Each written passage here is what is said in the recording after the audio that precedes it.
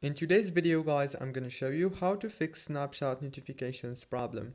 This works for Android and iOS iPhone too. So first thing, go to the settings and go to the apps manager. When you open the apps manager, scroll until you find Snapchat and click on it.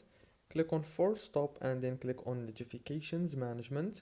Make sure to enable all the notifications from here and also enable all these other options right here.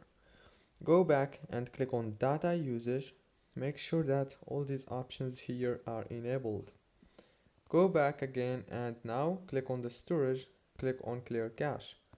And the last thing you want to do is go to the Play Store or the App Store if you have iPhone.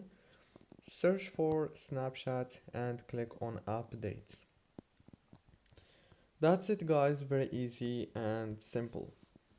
Don't forget to like and subscribe.